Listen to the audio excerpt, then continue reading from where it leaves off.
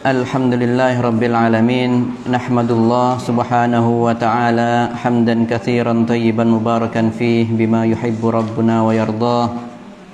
Thumma nusalli wa nusallim ala nabiyyina Muhammadin sallallahu alaihi wasallam wa ala alihi wa sahbihi wa man tabi'ahum bi ihsan ila yaumiddin.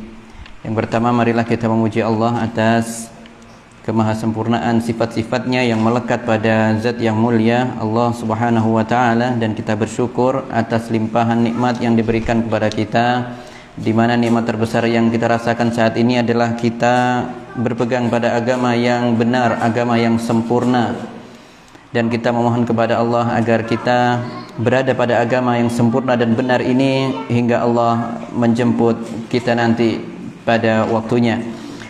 Dan berikutnya kita juga diberikan nikmat untuk bisa hadir di masjid ini yang akan gunakan kita, insyaallah kita gunakan untuk mempelajari kitab Riyadhus Shalihin yang ditulis oleh Al-Imam Syekh An-Nawawi rahimahullah taala, dan kemudian di sini kita lebih fokus kepada penjelasan yang ditulis oleh Syekh Shalih Al-Utsaimin rahimahullah ta'ala.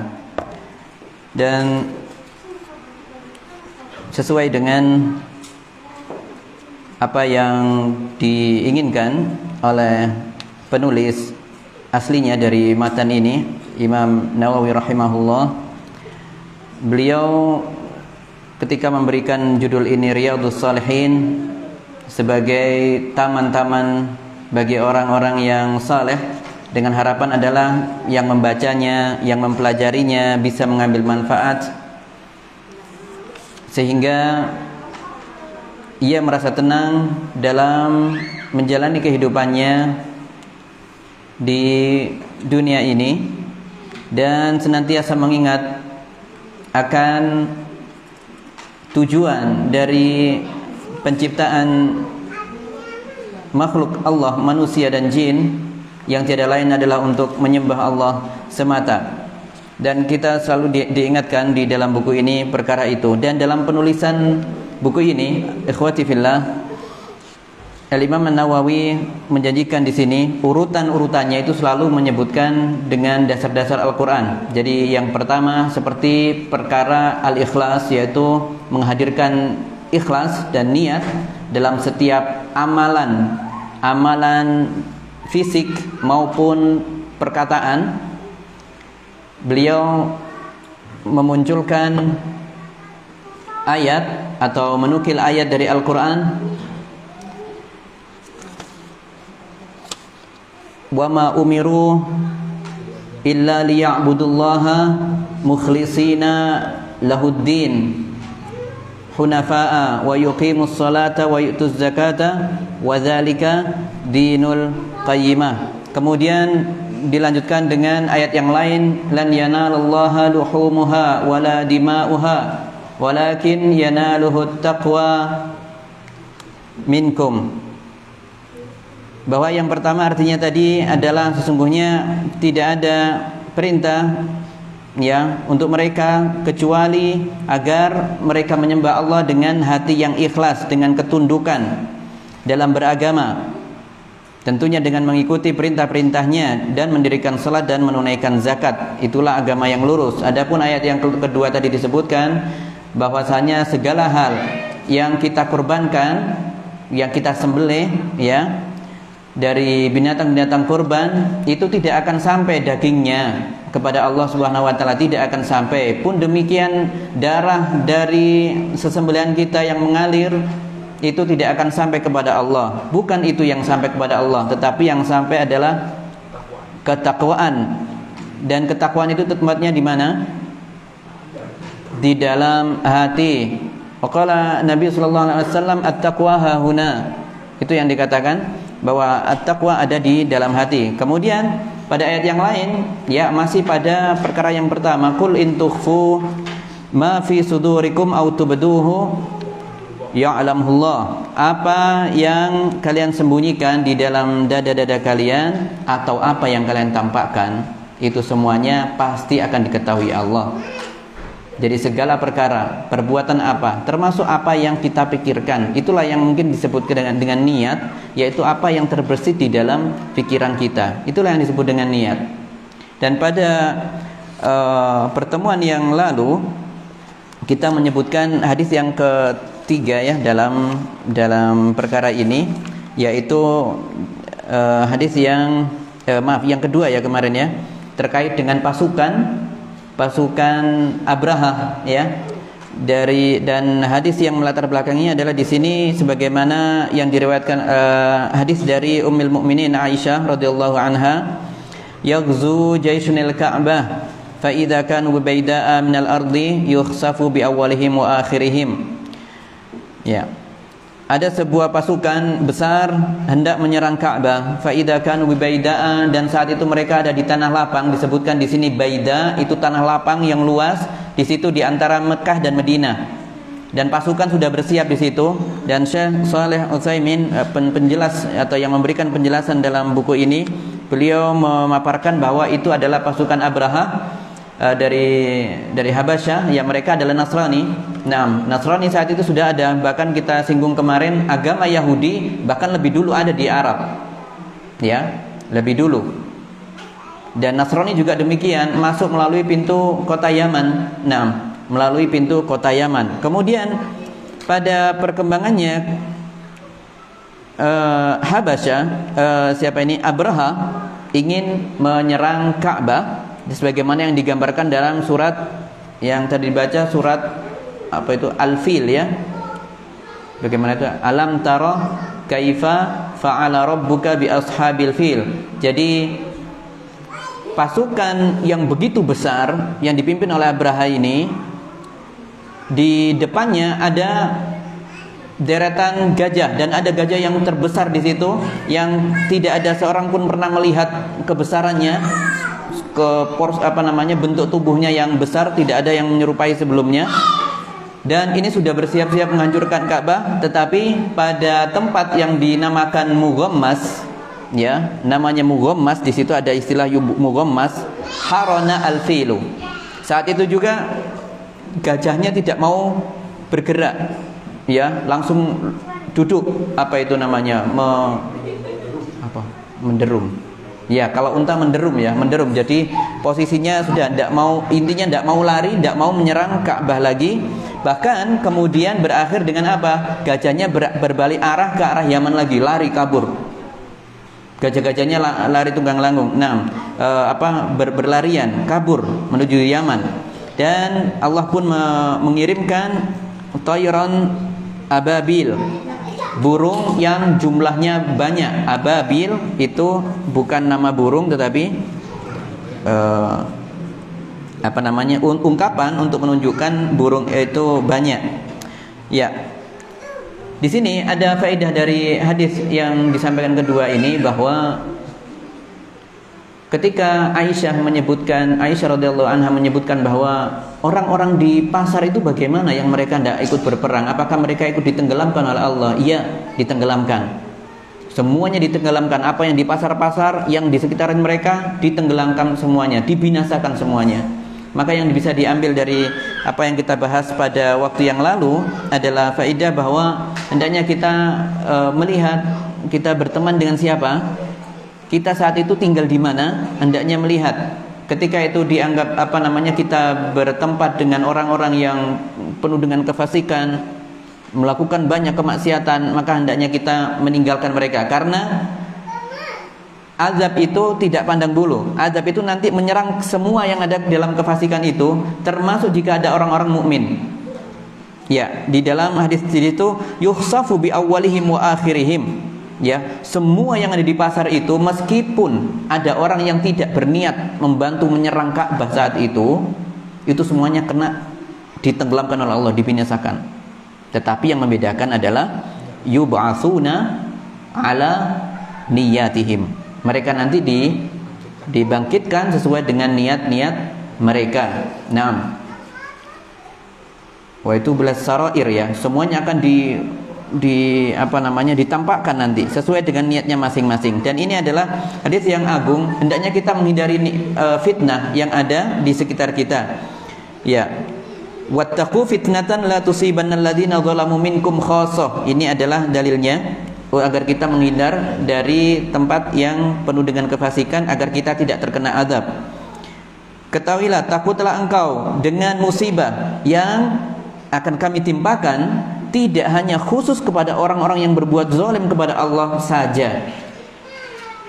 Wa'lamu annallaha syadidul iqab, dan ketahuilah bahwa Allah azabnya sangat pedih. Jadi hendaknya kita bisa menghindar. Baik, kita membaca untuk hadis yang ketiga dari bab, masih pada bab ikhlas mengikhlaskan niat. Nah, bisa dibaca? Nah. Bismillahirrahmanirrahim. Alhamdulillahirabbil alamin, wassallallahu wasallam ala nabiyyina Muhammadin wa ala alihi wa sahbihi ajma'in. Allahumma ighfir lana wa liwalidina wa liustadina wa li jami'il muslimin. Tsumma qala al-mu'allif rahimahullah al-hadits ats-tsalits wa an Aisyah radhiyallahu anha qalat qala an-nabiy sallallahu alaihi wasallam la hijrata ba'da al-fathi walakin jihadun wa niyatun wa idza stuntum fanfiru muttafaqun alaih. Wa ma'nahu la hijrata min Makkah li'annaha sarat darul islamin. Nah. Baik, hari ini hadis yang ketiga berkaitan dengan hijrah. Nah, dan masih seputar niat ya, tidak terlepas dari niat, karena bahasan kita yang pertama ini bab niat dan ikhlas. Yang ketiga ini hadis dari Aisyah radhiyallahu anha berkata, tidak ada hijrah lagi setelah penaklukan Mekah. Tidak ada lagi hijrah sebagaimana wajibnya hijrah saat itu dari Mekah menuju Madinah. Kenapa diwajibkan untuk hijrah? Kenapa diwajibkan untuk hijrah? Karena siksaan, karena ancaman dari orang-orang musyrikin Quraisy yang semuanya memberikan siksaan. Kita ambil satu contoh, sahabat Khabbab. Beliau seorang budak dari seorang perempuan, Ummu Anmar. Khabbab beriman kepada Allah, meninggalkan agama leluhurnya. Kemudian ia pun mendapatkan cemoohan, bahkan tidak cukup dengan penghinaan, akhirnya pun disiksa secara fisik. Dan orang kaum Quraisy, musyrikin Quraisy saat itu sama-sama berhasrat sekali memberikan iqab, memberikan siksaan kepada Khabbab, termasuk tuannya, yaitu siapa tadi? Ummu Anmar. Lalu Khabbab pun dibakarkan besi panas atau batu panas ya, diletakkan di kepalanya, disiksa seperti itu. Namun demikian tetap ia mengatakan tidak akan mau meninggalkan agama Islam, dan semakin bangga ketika disiksa seperti itu. Dia tidak menunjukkan rasa penyesalan masuk Islam, bahkan dia semakin bangga dengan itu, sehingga Rasulullah pun mendoakan keselamatan untuk Khabbab. Nah, demikian siksaan bagi orang-orang muslimin ketika berada di Mekah. Ya, dan tentu setiap orang yang memberikan siksaan kepada orang muslimin di situ mendapatkan siksaan balasan. Ada yang diberikan secara kontan, termasuk Ummu Anmar. Selang beberapa lama setelah memberikan Khabbab siksaan seperti itu, Allah memberikan azab kepadanya. Dia berperangai seperti anjing, menggonggong selama berhari-hari. Nah, jadi bukan seperti manusia lagi, bukan. Nah, dan di sini tidak ada lagi kewajiban hijrah lagi setelah itu. Ketika Mekah sudah ditaklukkan, ya, ketika Mekah sudah ditaklukkan kembali oleh Islam. Tadi awalnya hijrah itu wajib dari Mekah ke Madinah. Kemudian setelah penaklukan kota Mekah, diambil lagi kembali kota Mekah, maka Rasulullah pun dengan wahyu Allah mengatakan tidak ada lagi hijrah yang wajib seperti itu. Yang ada sisanya adalah jihadun wa niyatun.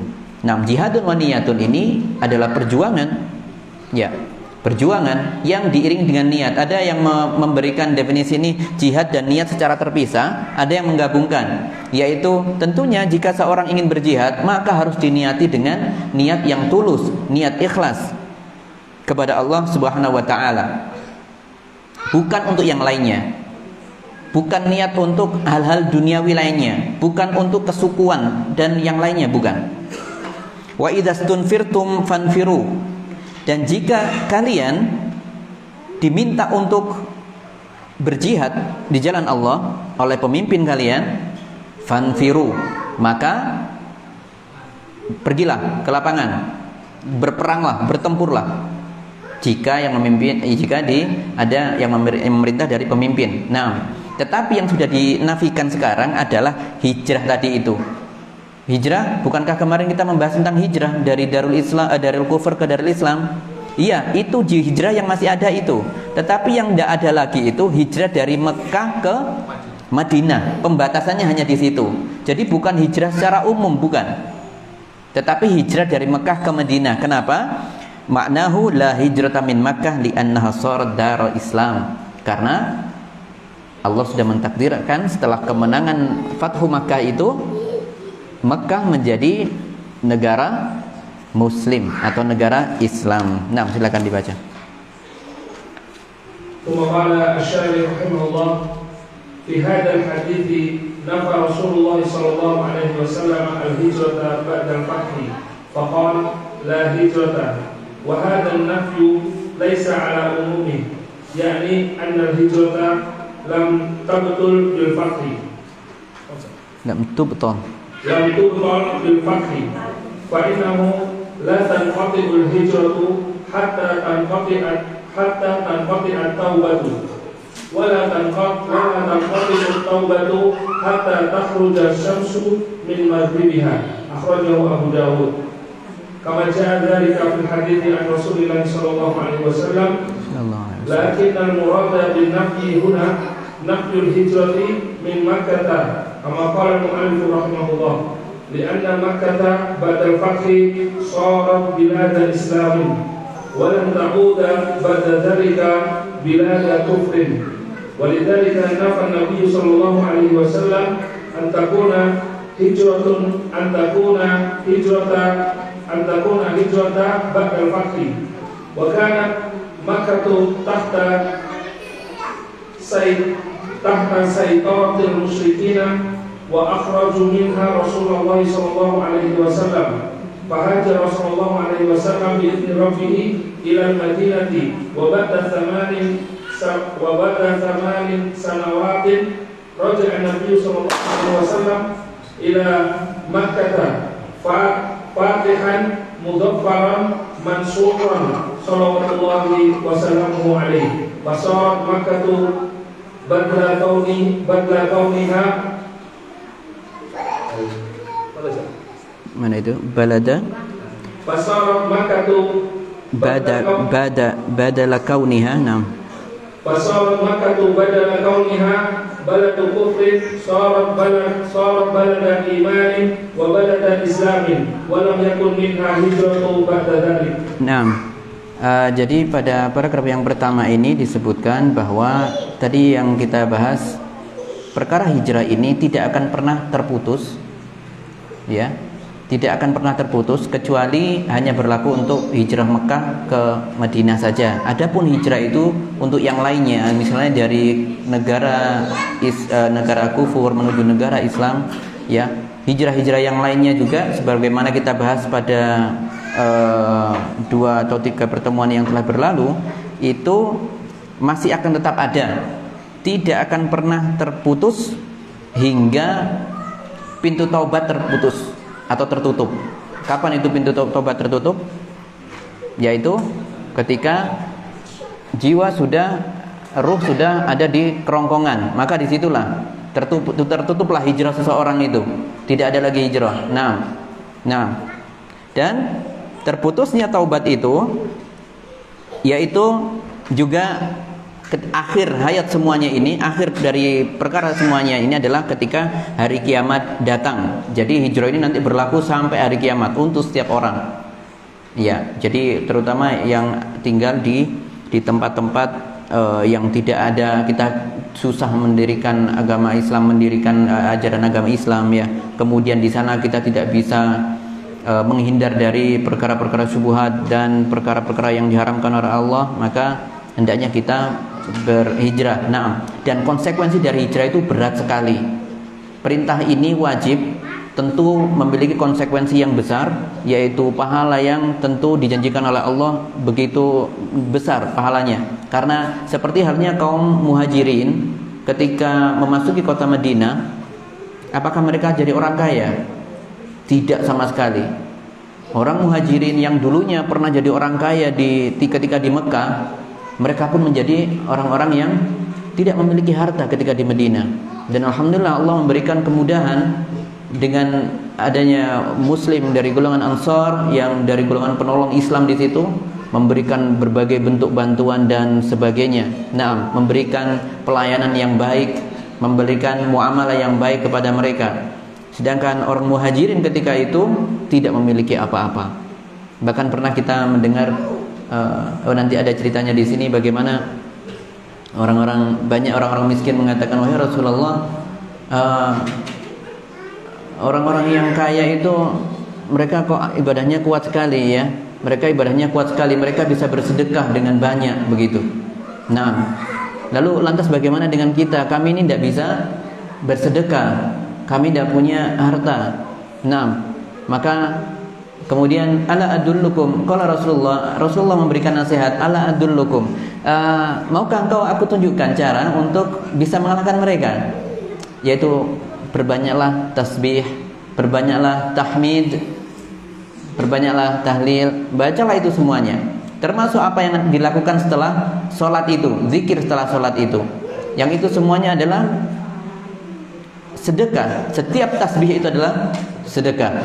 Nah, lantas mereka pun akhirnya terdengar berita ini bagi orang-orang kaya itu. Mereka akan mendengar, oh ini orang-orang ini mereka bisa berzikir menyayangi kita juga bisa begitu kan.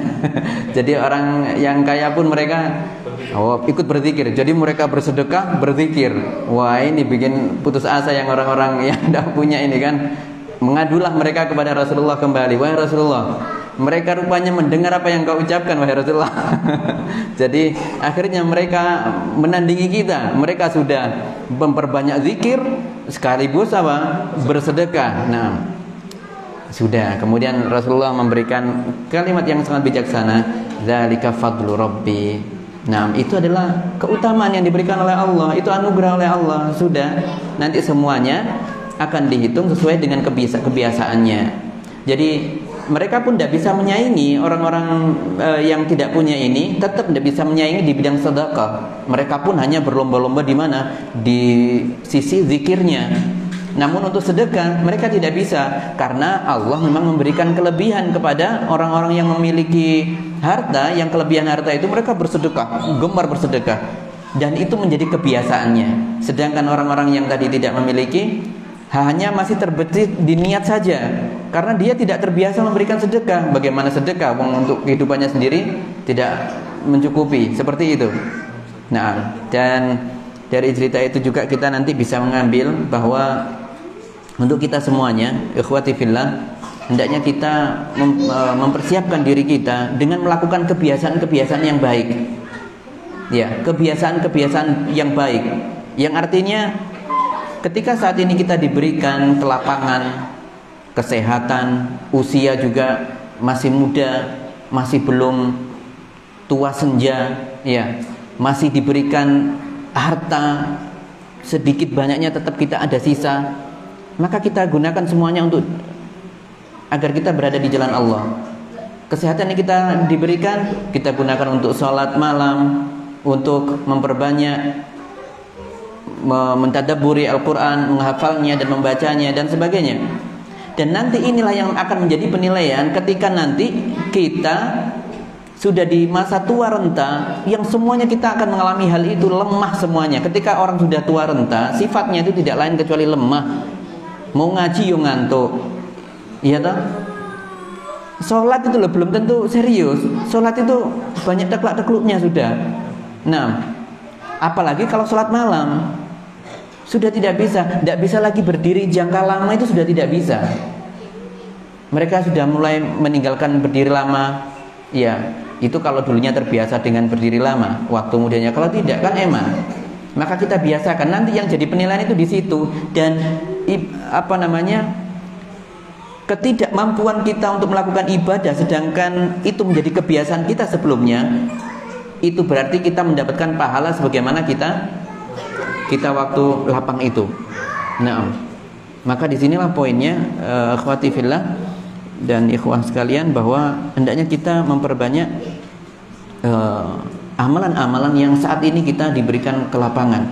Saat ini dalam keadaan ekonomi masih diberikan kelonggaran, sebelum datang masa-masa ekonomi kita diturunkan oleh Allah, atau mungkin kita mengalami kekurangan. Nah, pernah kita mendengar hadis ihtanim khamsan qabla khamsin. Nah, lakukan 5 perkara sebelum datang 5 perkara ini. Manfaatkan 5 perkara sebelum 5 perkara yang datang. Syababaka qabla haramika, yaitu masa mudamu sebelum masa tuamu. Wasihhataka qabla saqamika, dan masa sehatmu saat ini sebelum datang masa-masa lemah yang nanti akan kita rasakan. Mungkin kita diberikan ujian sakit dan sebagainya. Wa faraghaka qabla syughlika, dan juga masa-masa luangmu sebelum datang masa sulitmu. Tidak bisa waktu lagi karena sibuk kesana kemari, tidak bisa lagi. Nah, dan apa itu, wa hayataka qabla mautika, dan masa hidupmu yang masih ada ini, masa hidup kita ini, saudaraku sekalian, masa hidup kita yang masih ada ini, dan kita tidak tahu beberapa saat lagi atau kapan, kita tidak tahu apakah kita sudah dicukupkan rezeki kita semuanya. Karena kalau sudah rezeki kita sudah diberikan semuanya, berarti waktunya kita untuk berpisah dari kefanaan ini. Nah, seperti itu. Jadi hayataka qabla mautika. Maka di sini kaum muhajirin tadi itu banyak yang dari golongan-golongan yang tidak memiliki apa-apa, dan intinya hijrah itu berat sekali. Nah, silakan dilanjutkan. Assalamualaikum warahmatullahi wabarakatuh. Wa fi hada dalilun ala anna Makkah lan ta'uda litakuna bilad kufrin, bal satabqa bilad islami ila an taquma as-sa'atu aw ila an yasha' Allah. Thumma qala alaihi salatu wassalam, walakin jihadun wa niyatun, ay al-amru ba'da hadha jihadun, ay yakhruju ahlu Makkah min Makkah ila al-jihadi, wa niyatu ay an-niyatu salihatu lil-jihadi fi sabilillah, wa dhalika bi an yanwiya al-insanu bi jihadihi an takuna kalimatullahi hiya al-ulya. Thumma qala alaihi salatu wassalam, wa idza istunfirtum fanfiru, yakni idza istanfartum.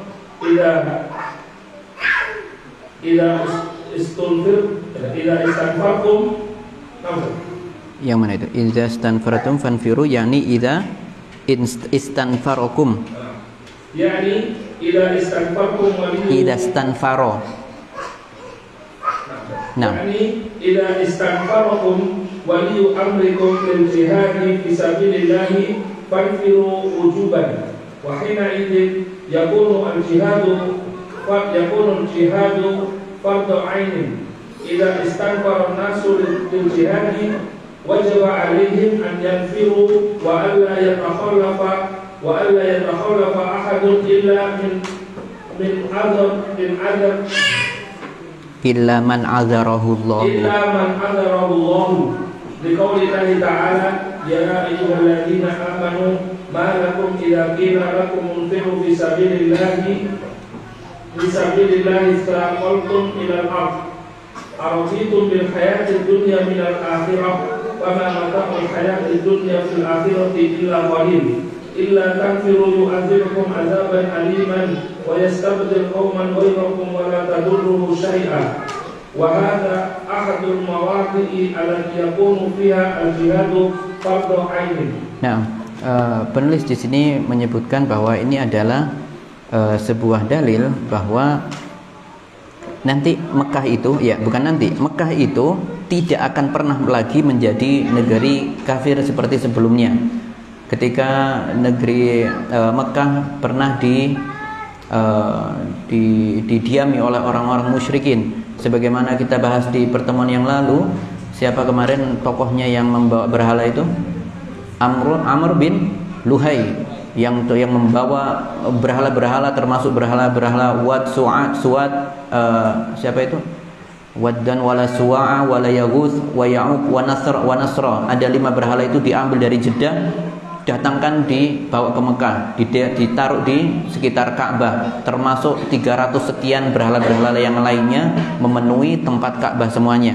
Dan itu setelah Fathu Mekah, ini semuanya beralih menjadi negeri muslim dan tidak akan pernah lagi menjadi negeri kafir, kecuali nanti pada zamannya nanti ada seorang dari Habasyah nanti ya, yang mengambil batu Ka'bah satu persatu, yang memang mau menghancurkan Ka'bah. Nanti akan ada penyerangan Ka'bah lagi. Nah, suatu saat nanti. Nah, jadi ada 3 ya yang digambarkan kapan Ka'bah diserang itu, termasuk Abraha sudah. Kemudian nanti ada Imam Mahdi juga ketika berlindung di Ka'bah dikejar oleh musuh-musuhnya, namun mereka juga ditenggelamkan. Namun kemudian ada dari golongan dari orang Habasyah, orangnya kulitnya hitam. Orang Habasyah itu Ethiopia, berarti orangnya memang hitam, kemudian kakinya bengkok. Nah, itu nanti akan mengambili atau merusak Ka'bah itu satu persatu. Ketika kapan itu? Ketika sudah tidak ada kata la ilaha illallah di kota Mekah. Dan itulah awal dari tanda-tanda kiamat. Nah, nanti. Nah, dan artinya ini nanti akan berlaku sampai saat itu, ya. Kemudian di sini disebutkan agar kita berniat itu dengan niat yang benar, ya, dengan niat yang benar. Ketika kita diperintahkan untuk jihad, berperang, itu ketika ulul amri, pemimpin kaum muslimin memerintahkan berperang, maka berperanglah, turunlah maka kita turun ke lapangan, ikut berperang. Nah, tidak ada alasan kecuali dengan udzur syar'i di situ, dan tidak ada peperangan apapun yang dilakukan oleh kaum muslimin kecuali itu diniati dengan ibadah atas nama Allah Subhanahu wa taala. Apa tadi disebutkan? Kalimatullahi al-ulya, itu adalah menjadi apa? Menjadi orientasinya. Jadi kalau ada peperangan, kemudian kita seperti dulu ada peperangan kemerdekaan negara Indonesia, tidak dibolehkan kita berniat hanya untuk demi negara saja, bukan. Tapi kita, karena kita mengetahui negara kita ini adalah negara Islam, banyak orang muslim di negara kita ini, dan muslim di negeri ini akan bergantung kemakmurannya, kesejahteraannya dengan kemenangan negara kita. Maka kita niatkan, pertama, imtisalan di amrillah, itu adalah hal yang mutlak pasti harus ada. Kita berniat perang itu yang pertama adalah untuk menegakkan perintah Allah kepada kita. Barulah kita niatkan untuk demi negara, boleh, ya. Kemudian tidak ada juga seorang kaum muslimin yang berperang kemudian mengatasnamakan kesukuan, juga tidak ada. Apalagi saat ini ada pertikaian gara-gara bal-balan. Wah, itu luar biasa. Iya, ini menjadi fenomena di mana-mana. Bukan di Indonesia saja, bukan. Seluruh dunia mengalami ini. Karena ada fanatik buta terhadap klub-klub olahraga. Klub olahraga jadikan tempat yang ini sandaran fanatiknya. Sehingga mereka berperang satu klub dengan pendukungnya. Dan di sini kita dapati ya jelas Malang dengan Surabaya, Surabaya dengan yang lainnya. Ini sampai hari ini masih terjadi. Masih, terlebih ketika ada di lapangan. Kemudian bagaimana kemudian ketika mereka diambil nyawanya oleh Allah ketika saat itu? Apakah mereka ada di jihad di jalan Allah? Tentu tidak.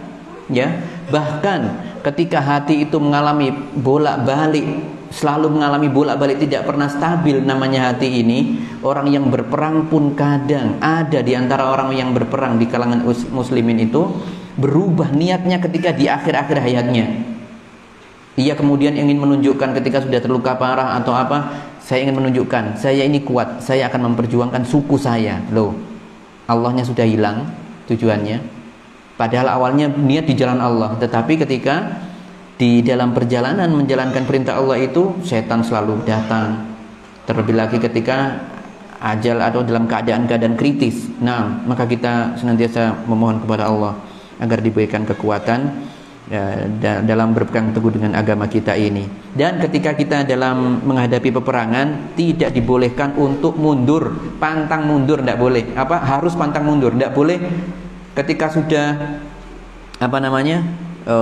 bertempur, ya, atau disuruh untuk bertempur, Amirul Mukminin misalnya, ada pemimpin kaum muslimin mengatakan silakan berjihad sana, berperang ke sana. Sudah, tidak boleh mundur, tidak boleh menolak, tidak boleh. Seperti di tahdzir seperti Ka'ab dulu ya. Ka'ab tidak boleh, tidak diajak bicara berapa lama dulu itu? 40 hari, 50 hari, 40 hari masih kemudian ditambah lagi 50 hari. Tidak diajak bicara oleh Rasulullah SAW, tidak diajak bicara oleh kaum muslim di sekitarnya. Ini betul-betul hal yang sangat menyiksa. Padahal Ka'ab tidak berniat untuk meninggalkan perang Badar, itu tidak berniat. Itu karena hanya kelalaian saja saat itu toh. Karena sibuk dengan tunggangannya, dengan persiapannya. Nah, persiapannya itu yang terlalu sibuk, akhirnya tertinggal mengikuti perang Badar. Pulang dari Badar ditahdzir, tidak disapa oleh Rasulullah, tidak ada dijauhkan, dikucilkan oleh Rasulullah dan para sahabat. 6. Dan karena ikhwati fillah, niat ketika bicara tentang perkara dunia itu ujung-ujungnya itu paling bermuara pada harta, pada pujian, kan hanya itu ya. Jadi saya melakukan sesuatu tujuannya biasanya untuk mendapatkan harta, tujuannya untuk mendapatkan pujian dari sebelah kanan kiri, depan belakang, seperti itu. Itulah yang terdapat pada kehidupan dunia itu. Mata'ud dunia itu ujub, syahwat, tidak keluar dari itu. Nah, maka kita hendaknya mempersiapkan diri kita ini untuk tidak terjerumus pada kenikmatan dunia yang sesaat ini. Nah, silakan dilanjutkan. Assalamualaikum warahmatullahi wabarakatuh.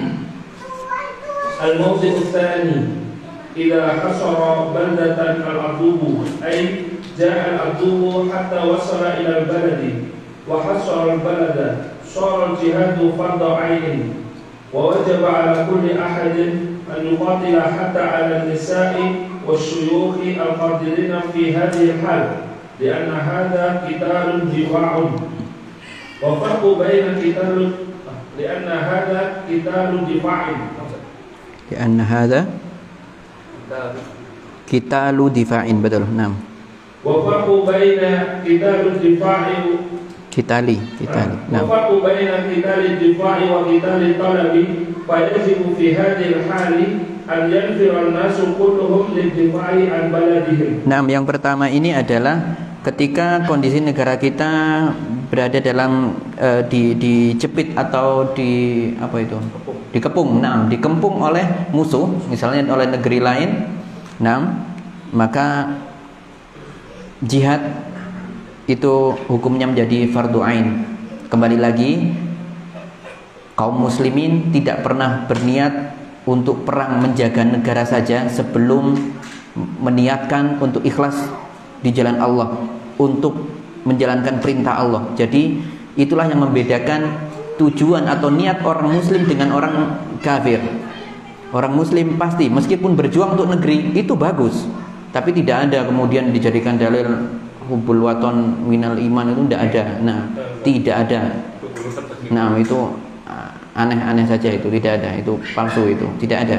Tapi yang jelas di sini perintahnya kita mengikuti ulul amr, dan kita berperang demi negara ini dilandasi dengan apa? Dengan niat ikhlas menegakkan kalimatullah. Itu yang pertama, barulah boleh diniatkan untuk misalnya menjaga kelanggengan suku kita, anak cucu kita. Nah itu boleh. Sama ini dengan perihal niat kita dalam kehidupan sehari-hari. Ketika kita ingin pahala kita mengalir, ya, maka kita meniatkan setiap kita hendak bekerja, misalnya mencari nafkah, kita mengumpulkan harta, memang tujuannya untuk kita persiapkan agar keluarga kita, anak-anak kita tidak mengalami kekurangan dalam hartanya. Yang jelas kita niatkan untuk itu. Saya berniat mencari rezeki adalah untuk menghidupi keluarga saya, ya, dan juga untuk mungkin niat yang lainnya, untuk menyisihkan untuk umroh, untuk haji dan sebagainya. Diniatkan selalu untuk itu. Itulah yang membedakan antara orang muslim dengan non muslim. Kalau orang muslim selalu meniatkannya dengan setiap pergerakannya itu selalu diniatkan untuk Allah semata. Jadi tidak ada amal yang sia-sia dari seorang muslim.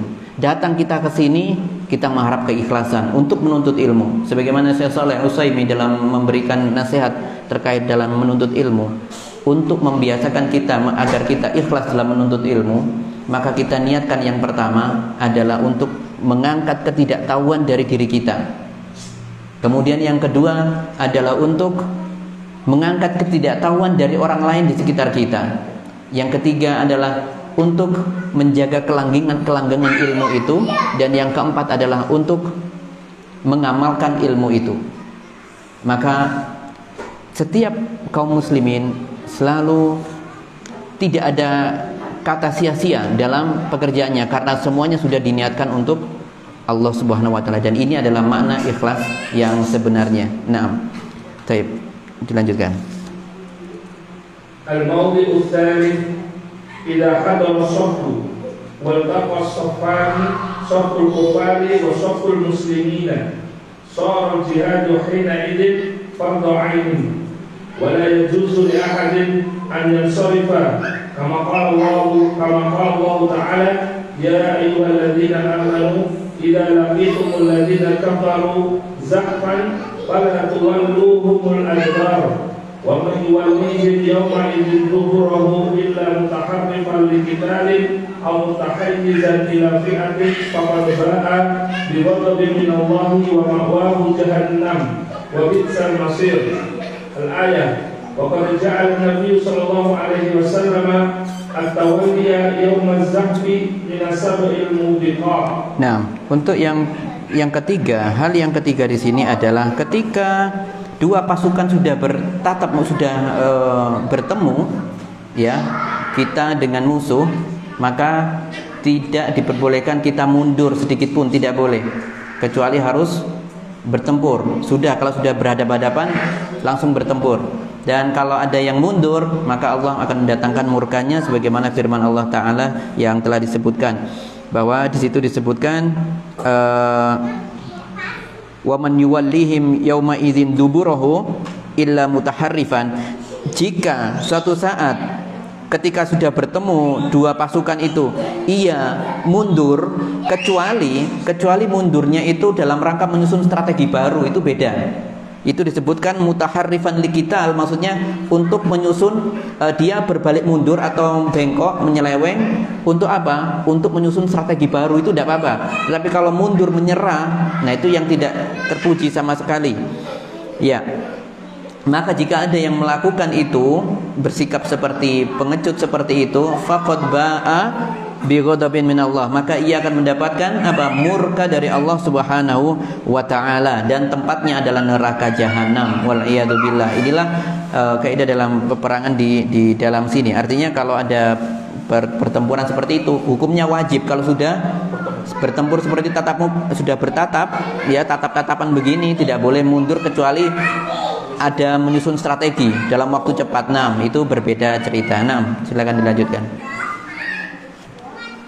Al-mawdi'ur rabi'u idza uhtija ila al-insani bi an yakuna as-silahu la ya'rifu illa fardun min al-afradi wa kana an-nasu yahtajuna ila hadha ar-rajuli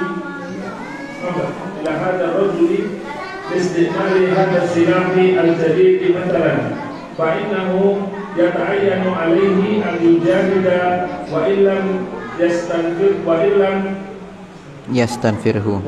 يستنفره الإمام وذلك لأنه محتاج إليه. Iya, dan yang terakhir adalah ketika ada seseorang yang memang dibutuhkan perannya, tidak usah ikut perang ya, misalnya kau bagian di belakang panggung, di belakang layar, kau yang menyusun senjata-senjata ini, persiapan ini kan ada, masuk maju semuanya kan Yonda, maju semua terus siapa yang ngurusi persenjataan, yang masak siapa, nah itu semuanya ininya sama. Ketika semua berniat untuk berjihad, memang semuanya ada divisi masing-masing, ada pengaturannya masing-masing, maka tidak boleh menyesal ada di belakang layar ya, karena itu juga sangat dibutuhkan. Jika ulul amri di situ pemimpinnya mengatakan kau siapkan senjata saja di belakang, tidak usah ikut bertempur karena kita butuh ini, ya sami'na, harus tunduh patut, dan ini hukumnya wajib, fardu ain, nurut sama ulil amr, dan bentuk jihadnya adalah itu tadi, dan tentu jihadnya ada diiringi dengan niat yang benar tadi. Silakan.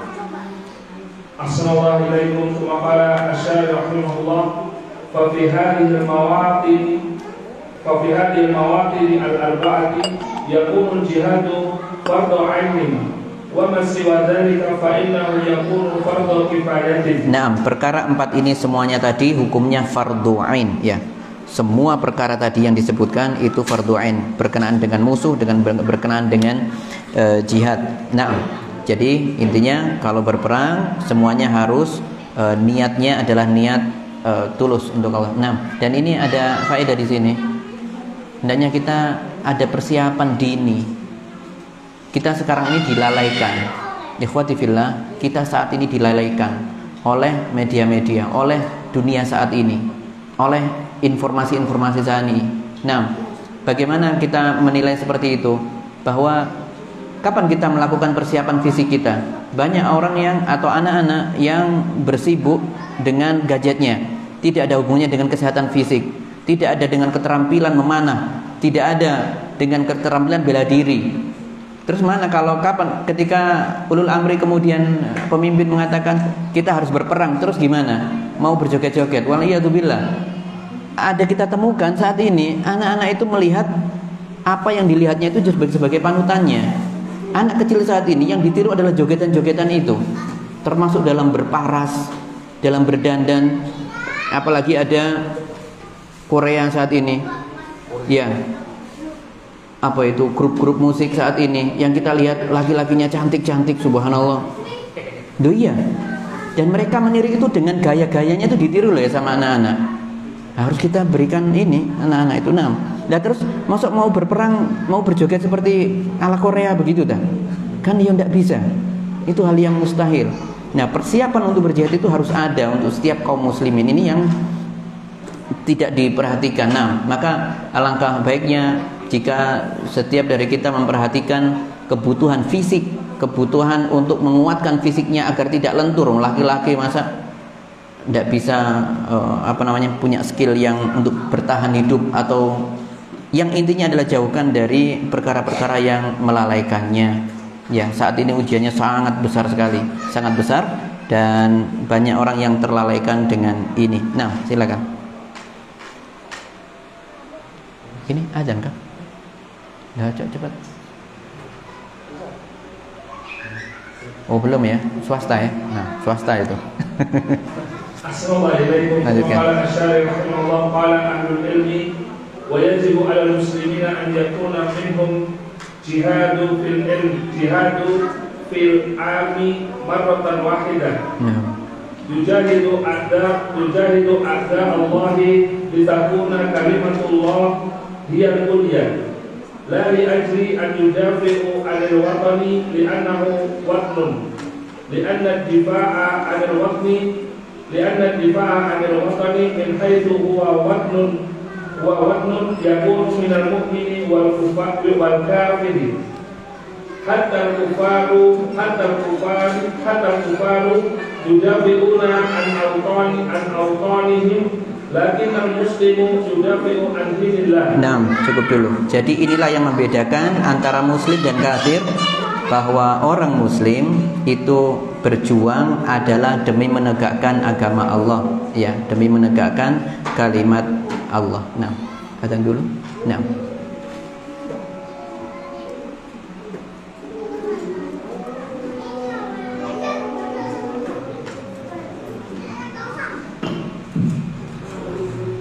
Allahu Akbar, Allahu Akbar, Allahu Akbar, Allahu Akbar. Asyhadu an la ilaha illallah, asyhadu an la ilaha illallah, asyhadu anna Muhammadar Rasulullah, asyhadu anna Muhammadar Rasulullah.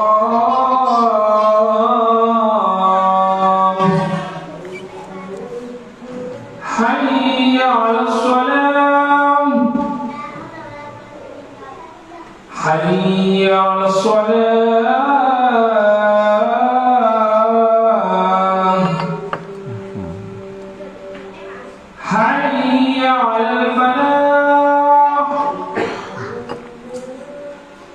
حي على الفلاح.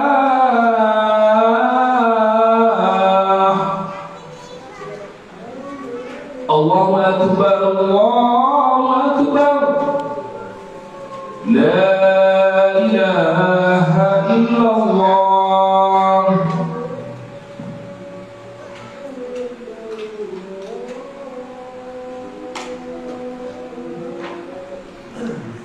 Alhamdulillah Rabbil Alamin.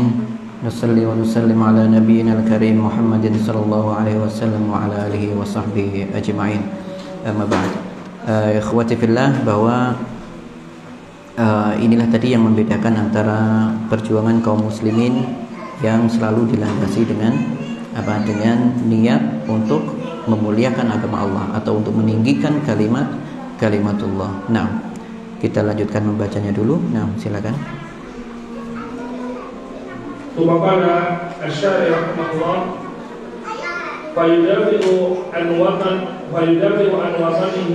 لا لأنه وطنه مثلا، ولكن لأنه بلد إسلامي، فيدافع عنه حماية للإسلام الذي حل في هذه الذي حل في هذه البلد. ولذلك يجب علينا في مثل هذه الظروف التي نعيشها اليوم، يجب علينا أن نذكر جميع العامة بأن الدعوة إلى تحرير الوطن وما أشبه ذلك دعوة غير مناسبة، وأنه يجب أن يؤبى الناس تعبئة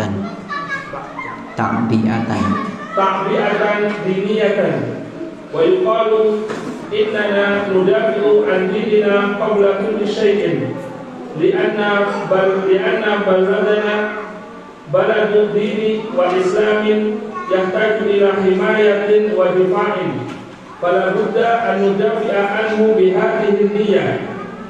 وأما الدفاع بنية الوطنية أو بنية القومية فهذا يكون من المؤمن والكافر، ولا ينفع صاحبه يوم القيامة،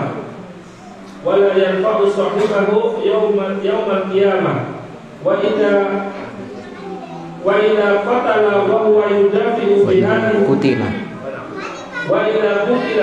وهو يدافع بهذه النية فليس بشهيد، لأن رسول الله صلى الله عليه وسلم سئل عن الرجل يقاتل حمية ويقاتل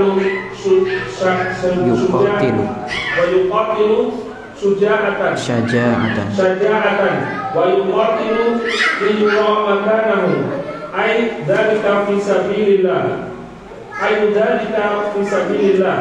Faqal man qatala litakuna kalimatullahi hiyal ulya fa huwa fi sabilillah. Nah, dari apa yang ditulis oleh Syarih rahimahullah taala Syekh Shalih Utsaimin mengatakan bahwa sangatlah tidak pantas jika seorang muslim itu meniatkan berjuang memerangi kaum atau musuh-musuhnya, ya, meskipun itu tujuannya adalah untuk menyerang negeri kita, kemudian kita mengatasnamakan apa itu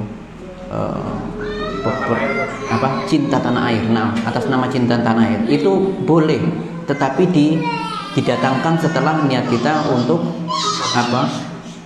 Untuk Allah, ya, untuk meninggikan kalimatullah. Nah, itu yang harus yang pertama di situ. Karena kalaupun nanti ada orang yang seperti itu di kalangan kaum muslimin berniat untuk demi cinta negara, ya, itu saja niatnya, maka ini tidak ada manfaatnya ketika ia diminta pertanggungjawaban di akhirat nanti. Untuk apa hidupmu? Kenapa kau ikut berperang di situ? Bagaimana menjawabnya?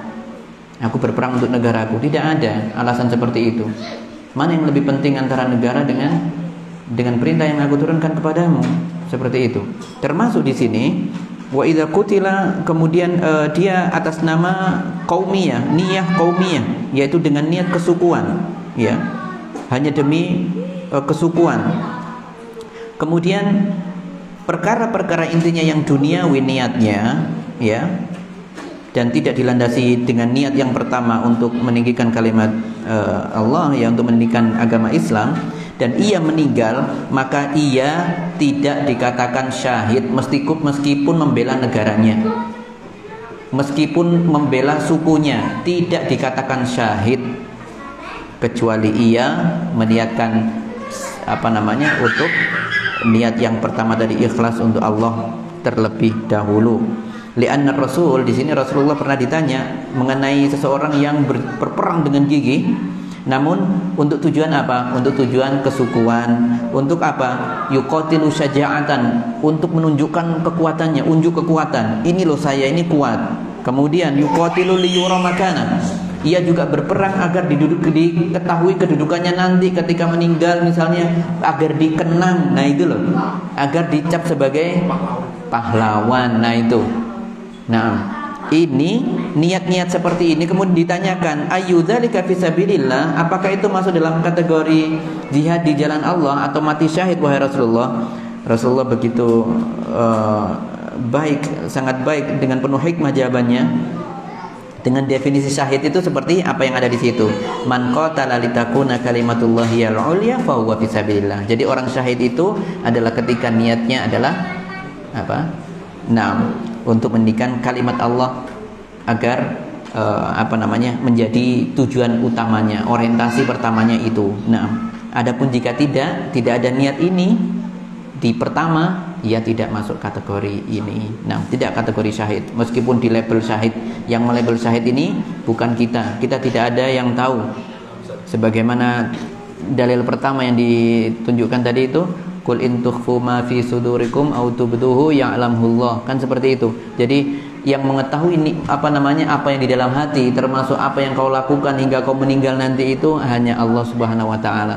Nah, maka kita tidak ada hak untuk melabel seorang, oh ini syahid ya, si fulan syahid ya, si fulan syahid. Tidak bisa. Kita tidak punya hak untuk melabelnya syahid. Nah, kita cukupkan dengan yang terakhir ini, silakan. Assalamualaikum warahmatullahi wabarakatuh. Intabih ila hadzal qaid. Man qatala litakuna kalimatullahi hiya al-ulya la li'annahu watanuhu wa idza kunta tuqatilu liwatanika fa anta wal kafiru sawa'un. Lakin qatil litakuna kalimatullahi hiya al-ulya mumassilatan fi baladika li'anna baladaka baladul islamin. Fafi hadhil hali yakunu qitalu qitalan fi sabilillah.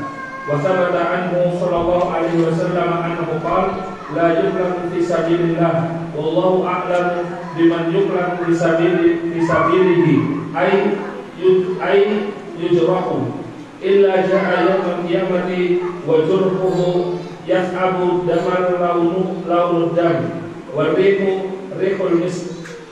Sahih akhrajahu Bukhari wa Muslim.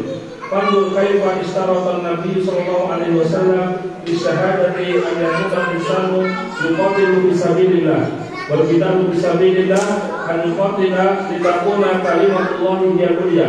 Fa yajibu ala talabatil ilm an yubayyinu lin-nasi anna al-qitala lil watani laisa qitalan sahihan wa innama yuqatilu litakuna kalimatullahi hiya al-ulya wa uqatilu an watani li'annahu watnun islami fa'ahmihi min a'da'ihi wa a'da'il islam wa bihadhihi niyyah takunu niyyatu sahihah wallahu al-muwaffiq. Nah, jadi penutup dalam bahasan kali ini adalah bahwa penjelas di sini yaitu Syekh Shalih Al-Utsaimin berpesan kepada siapapun dari para penuntut ilmu agar menjelaskan perkara ini kepada orang yang tidak tahu sebelumnya. Jadi sementara ini yang beredar adalah memang atas nama pejuang pahlawan, itu definisinya adalah pejuang kemerdekaan sebuah negeri, kan seperti itu. Nah, maka kita meluruskan hal yang seperti ini. Bukan berarti kita melarang orang-orang untuk berperang, untuk menjadi untuk berperang membela negeri kita, bukan.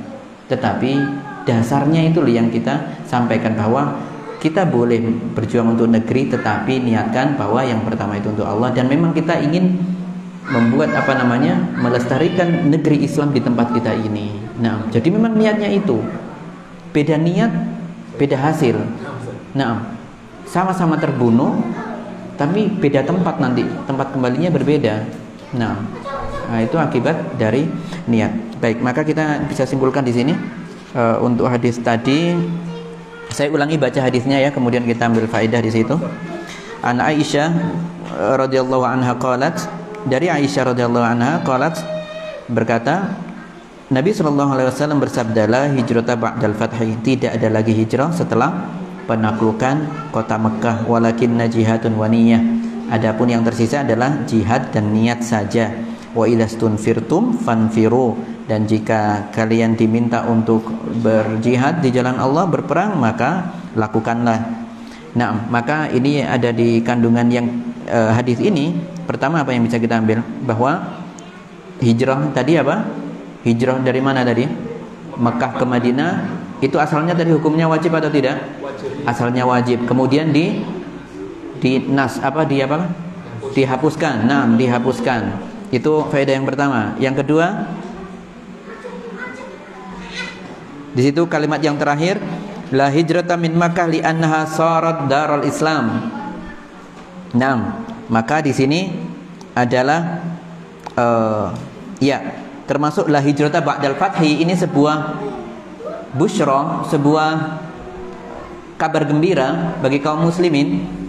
Nah, bahwa kota Mekah saat itu akan menjadi negeri Islam dan tidak akan pernah lagi menjadi negeri kafir lagi.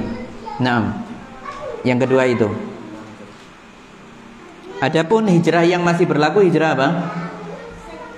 Hijrah yang lainnya masih berlaku atau tidak? Masih. Nah, seperti yang dijelaskan sebelumnya, yaitu hijrah dari negeri yang kufur menuju negeri yang Islam. Misalnya, ya, dari negara-negara yang tidak ada Islam sama sekali, seperti saudara kita di Polandia, subhanallah, tersiksa di sana. Masjid sangat-sangat minim dan mereka banyak yang ateis.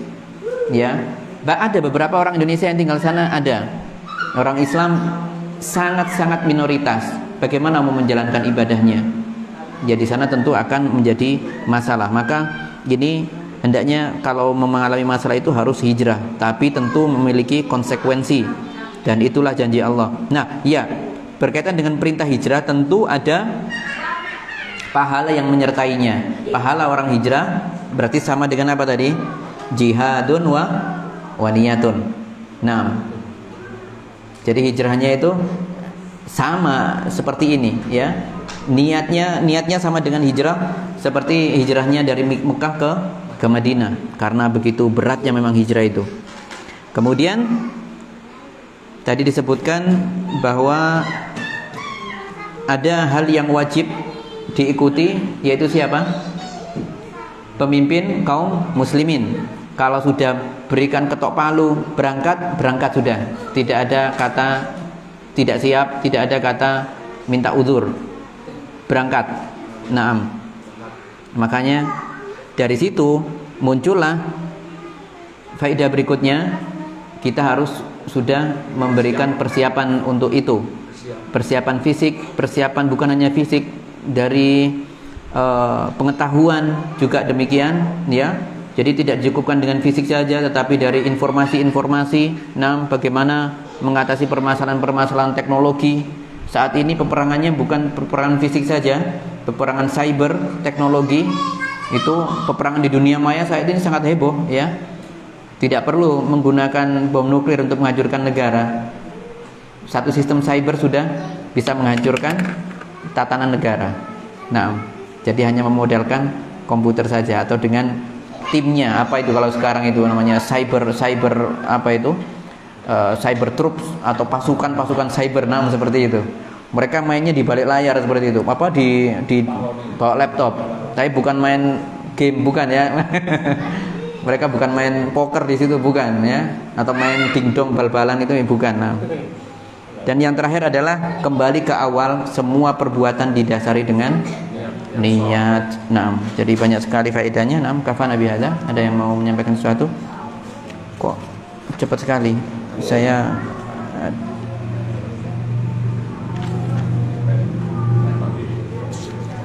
ya. Ada yang mau menyampaikan sesuatu? Sudah cukup kah? Cukup ya? Oke. Itu yang jadi masalah, perang antar negara muslim ini. Iya. Ya, sama dulu pernah terjadi perang antar sahabat kan, pernah itu Aisyah dengan pasukannya Muawiyah ya. Itu sudah pernah terjadi dan semuanya saling merasa bersalah di situ. Iya, kita tetap mengikuti pimpinan kita. Kita tetap mengikuti pimpinan kita. Ketika sama-sama muslim, itu berarti ujian yang betul-betul sangat besar, sangat berat, dan satu dengan yang lainnya hanya bisa memohon ampun kepada Allah, hanya itu saja. Ya, kalau memang bisa diusahakan mendamaikan, ya didamaikan. Tapi biasanya antar negara itu sangat mungkin terjadi.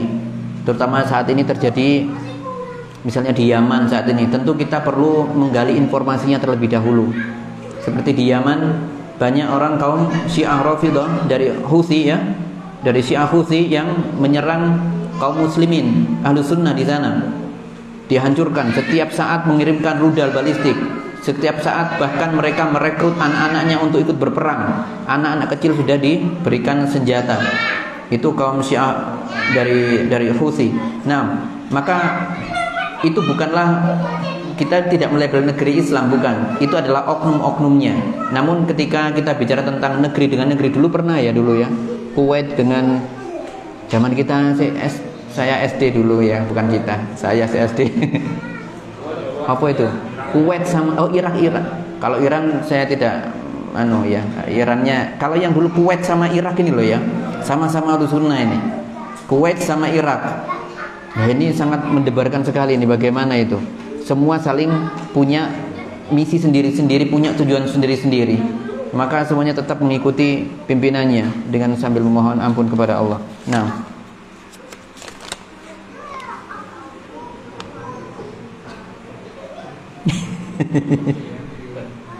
Ya. Sautul qalbi.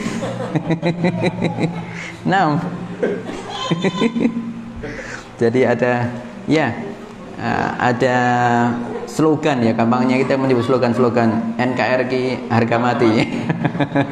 Itu nanti hanya sebatas ucapan-ucapan saja. Dikhawatirkan seperti itu. Untuk apa kata-kata seperti ini? Apakah pantas seorang muslim mengatakan seperti ini? Jadi kita sudah bahas panjang lebar. Tidak ada semuanya kata kematian, kata jihad tidak ada kecuali atas nama Allah Subhanahu wa taala. Imtitsalan li awamirillah. Imtitsalan itu artinya kita mengikuti apa yang diperintahkan Allah melalui nas-nasnya yang ada di wahyu Al-Quran dan As-Sunnah. Wajahidu waqatilu fisabilillah, wajahidu fisabilillah. Kalau ada perkataan-perkataan seperti itu, maka itulah perintah Allah bagi kita. bukan menyebutkan NKRI dan sebagainya. Iya, kita harus membela negeri kita, iya harus, ya. Tetapi tidak perlu sampai mendahulukan perkara ini dari perkara yang lebih agung, yaitu keikhlasan kepada Allah Subhanahu wa taala. Karena seperti yang betul. Ya, jadi niatnya tetap nomor satunya yaitu itu.